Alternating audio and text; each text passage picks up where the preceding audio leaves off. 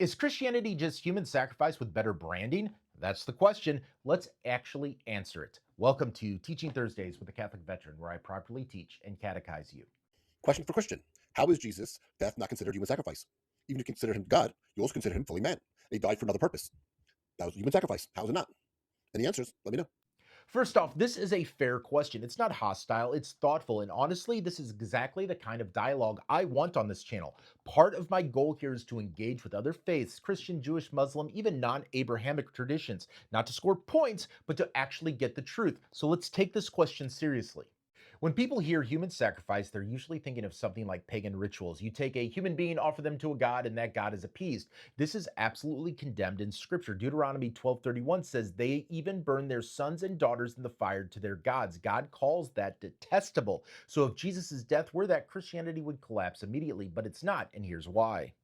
The difference comes down to this. Jesus is not a third-party victim. In a pagan sacrifice, someone else is offered. In Christianity, God offers himself. John 10:18, Jesus says, "No one takes my life from me, but I lay it down of my own accord." That is not forced, that is not imposed, that's self-giving, and that matters. Now, you are right about something important. Christians believe Jesus is fully God and fully man. The Council of Chalcedon in 451 AD defined this clearly: one person, two natures, without confusion or separation. So yes, a real human nature dies on the cross, and that's not denied. But here's the part that changes everything. The person who dies is the eternal Son of God. So this is not humans offering a man to God. This is God entering into humanity and offering himself for us.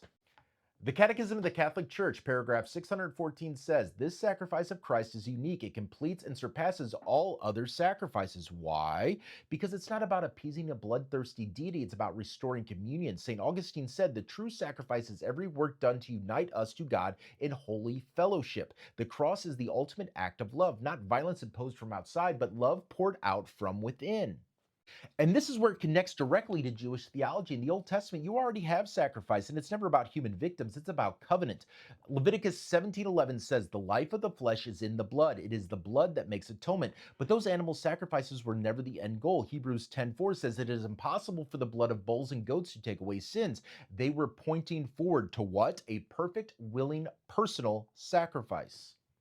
Christians read Isaiah's prophecy of the suffering servant as pointing to Jesus, while the Jewish tradition reads it differently, and that's a conversation worth having. Isaiah 53 describes the suffering servant as, "He was pierced for our transgressions, like a lamb led to the slaughter." But notice this, verse 10 says, "His soul makes an offering for guilt."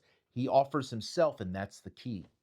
So, is Jesus' death human sacrifice? No, because it's not humans offering a victim to God. It is God offering himself to save humanity. St. Thomas Aquinas put it simply: Christ's passion was an act of obedience and love that had infinite value because of who he is. And that's not coercion, that is self-gift. And this matters because it changes how we see God. God is not distant, demanding blood. God steps into suffering, God takes on death, and God conquers it from the inside. John 3:16, "For God so loved the world that he gave his only son," not took, gave. All right, here's the heart of it. Jesus didn't die as a victim. He died as a sacrifice of love, and he rose again, proving that sin and death don't get the final word, and that's the gospel. If you're Jewish, Muslim, Protestant, or not religious at all, I actually love to hear your thoughts on this. Let's keep this conversation going, not to win arguments, but to get closer to the truth, because that is what matters. Thank you for watching, and God bless.